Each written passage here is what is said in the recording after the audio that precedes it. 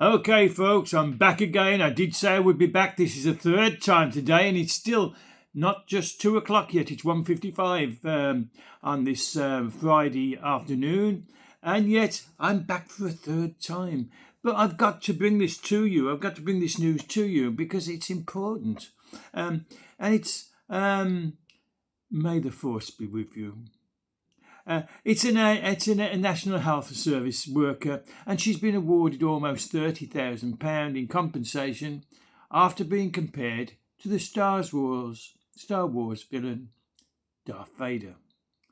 At work, the judgment came down on Wednesday, the 7th of May, just 2 days ago, 2025, and Lorna Rook's colleagues, that's the lady who's been awarded this enormous sum, took the Star Wars themed personality type test on her behalf, with it concluding that Ms. Rook fell into the Darth Vader category. Now, what does that mean? An employment tribunal in Croydon, South London, found the incident was detrimental, meaning it caused harm or a negative impact on Ms. Rook, who worked at the blood donation department. The claimant was made to feel unpopular and suffered a low mood and anxiety in relation to her work environment. The mind boggles. The team was taking the Myers-Briggs questionnaire with a Star Wars theme. With the resulting characterisation, each of them who took the test was given a Star Wars character, the judgment explained. While Miss Rook was out of the room, another colleague did the test for her. The Darth Vader category was described as very focused and individual who brings the team together. So it wasn't something bad, it was a very focused individual who brought the team together. However, the judge was not convinced that the characterisation had any positive attributes. Darth Vader is a legendary villain of the Star Wars series, and being in line with these personalities is insulting, the judge, Catherine Ramson, said. So it didn't matter what the actual test results came up. The judge thinks that it was insulting. The Myers-Briggs, she said on that basis the test was done on a perception of another colleague and then shared with the group. It's little wonder that Miss Rook was upset by it. The Myers-Briggs type indicator sorts people into 16 categories based on how introverted they are, their level of intuition, and if they're led by thoughts or feelings, and how they judge or perceive the world around them. So they were saying that Miss Rook wasn't led by her feelings, she's led by her thoughts. And it brought them together, the team together. That's a compliment, surely. I would love to be called that. In fact, I was, but that's got another thing to come. The tribal heard that in 2003, Miss Rook began working for the National Health Service Blood and Transport Services as a training and practice supervisor. And the incident was one of the reasons for her resignation in 2021. Ms. Rook won her case for detriment after a protected disclosure, but lost claims for unfair dismissal, disability discrimination, and failure to make reasonable adjustments.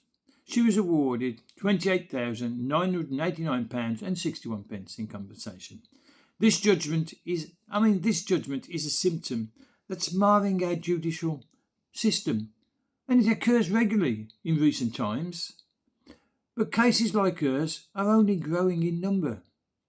In 2018, for instance, an RAF Air Force squadron leader won £2,000 over bullying and discrimination after 2 male colleagues suggested she grow a pair.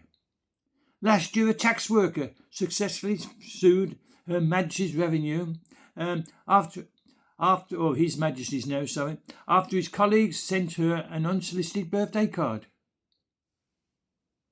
She won in court because her colleagues sent her an unsolicited birthday card. Happy birthday. What I'm doing you? Rubbish. Back in October, after a long-running court battle stretching right back to 2019, the High Court ruled that the disparaging of a man's baldness is a form of sexual harassment. I'm going to win loads. Hey, course it isn't. Course it's not sexual harassment. The extraordinary weight given to such petty claims speaks to the modern belief that we must never ever be subjected to negative emotion. Any incident, no matter how trivial, can apparently warrant compensation if it induces feelings of anxiety. It's a state of affairs that actually encourages us to be fragile and overstate our weaknesses. I remember when men were men and they didn't admit to weaknesses, but I'm going back a number of years now. After all, why develop a thick skin when one whisper of words, discrimination or harassment, can be met with grovelling apologies and a payout? A large payout, it seems. The Labour government's incoming employment bill, with the employment rights bill they're bringing in, will grant even more force to the pettiest among us. One clause in the bill will make employers liable for third-party harassment. What does that mean? This means that publicans, running a pub, selling drinks, for instance, will be held responsible for what their customers say within their employer's earshot. The Free Speech Union warns that this risks the risk of banter bouncers, who will have to police the speech of public-goers in order to ensure that no one says anything a tribunal might disapprove of. This culture of offence and willingness of courts to indulge it and those who make the complaints of, it upset me, it harassed me, it caused me stress, could soon make workplaces so safe and sanitised that no one dares to say anything. That's Orwellian.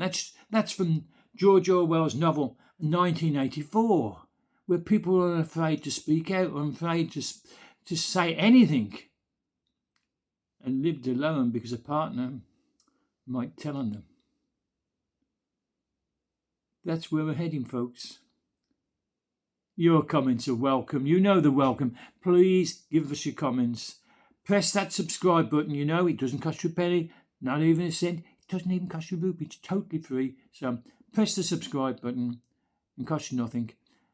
Do the like button if you like these short broadcasts. And comment. I love to read your comments. So this is the third one today. So I don't know if there's going to be any more. But things keep being sent to me all the time now. So please press the subscribe button and please stay safe, be good, and it's goodbye from DJ just for the moment.